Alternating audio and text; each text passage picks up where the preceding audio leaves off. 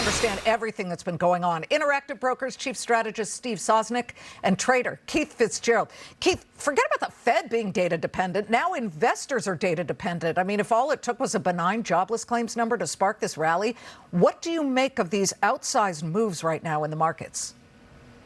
Two things. The amount of liquidity that wants to go to work is extreme, so all of that money is coming running in. It's like filling a bucket with water. And second, sentiment is on the razor's edge. So anything that calms that down is going to bring the capital in because people want to get ahead of the Fed, even if the Fed does nothing. Well, even if the Fed does nothing, which is highly unlikely, right, Steve? I mean, we fully expect that the Fed would cut rates by 0.25% in September. That said, let's just look at today first. All 11 S&P sectors are moving higher, led by what was leading us over the past year and a half, technology. What message does that send you when tech was the worst performer on Monday? It tells you that FOMO remains supreme, Liz, and that's really what it comes down to. I will say our customers have been resolutely buying technology the whole way down and the whole way up and now the whole way down, and they're still buying it again. So technology is the trade that people flock to. Today is very much of a risk-on day as opposed to the risk-off days, which is why you see stocks rallying while Treasury yields are higher. People want to put their money to work, as Keith just said, and this is the place where people go to first. Should investors, though, ape the behavior of the Fed being so data dependent? The Fed says it doesn't care about the stock market. It cares about full employment and the data that go with that. So, Steve, do you get the sense that investors are doing the wrong thing now by getting all excited about one data point? Absolutely for today. You and I have been in the business for too long that neither of us want to mention, I guess. But do you ever remember the market zooming or even moving on a weekly jobless claims number? No, been a while. It's just one piece of data. But we've been so hanging upon everything, and the recession narrative got so strong earlier in the week that I think anything that pushes back against that has been overly welcomed as a good sign. I will give you props, Mr. Fitz-Gerald, and the fact that you started buying a lot of these names several years ago, and on the days they were selling off, you came right on this show and you said, please buy this. This is the time to buy it, specifically a name like Palantir, which has bucked the entire week's trend, especially the early part of the week. Palantir's now up, I think, something like 17% week to date, up 6% for the month, but it's just been a banger of a stock. Well, you're very kind for remembering that. Thank you. It's not easy to go against the grain sometimes, but that's what you got to do when you find a great company with great numbers, great conviction, and more importantly, great customers. So, we bought more of that just this week. We will continue to buy more. I think that stock, and I'm going to say it right here, $50 a share.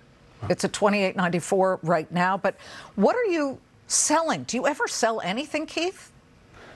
Oh, absolutely I do, but I do it as part of a very disciplined process. So what I look to do is constantly rebalance. So for example, I ditched Intel when the company didn't fit the narrative that we thought it had, and I've never been so glad to sell a stock. And we've had other names too that we come and go with, but again, we have a very core focus. We tend to have a lot of conviction, and we try to stay with names as long as we can, as long as it's working. Steve, let's just look to your customer over at Interactive Brokers. Yeah. You said they were buying on the way up, buying on the way down. Specifically this week, what were they buying beyond technology? Beyond technology, it's tough to say because they've been pretty much so focused on tech that's really what it's been about. Were they going with 3x leveraged ETFs? Yep. Triple Qs, SOX L.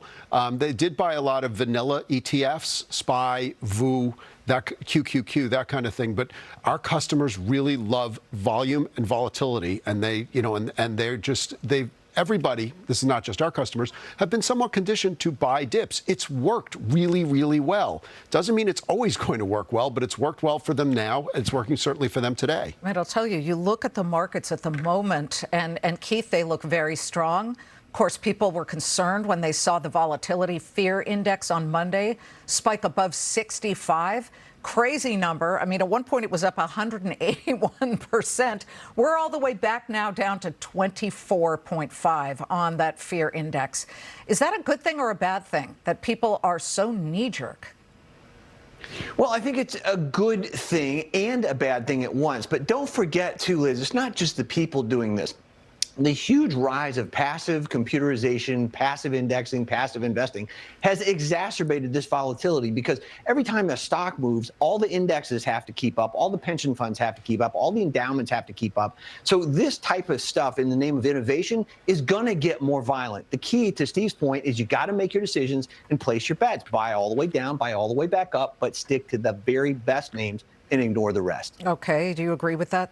Or are you broadening? I mean, the Russell's having a great day right now. I'm looking at the small and mid caps up 2.25%. I actually think this is a time to be broadening out, because I do think that the economy, while it's premature to say we're going into a recession, we're definitely sort of at a little bit of a turning point or an inflection point, however you want to do it. And that's when I think we want to get a little more defensive, maybe load up on some dividend stocks as opposed to just chasing growth. Absolutely. And that's why the other thing to talk about with, as a volatility trader for many years, that spike in VIX was less about fear than more about, oh my gosh, I have to get out. I'm over-levered. I'm completely offside. And that's why you saw it spike up and come right back down. Yeah, because that was very much a forced trade. One of our guests earlier this week said Noble, N-O-B-L, which is the ETF that has, of course, a lot of dividend payers that are what he said were best in class. It's called the ProShares S&P 500 Dividend Aristocrats. Great to see both of you, Steve and Keith. Thank you.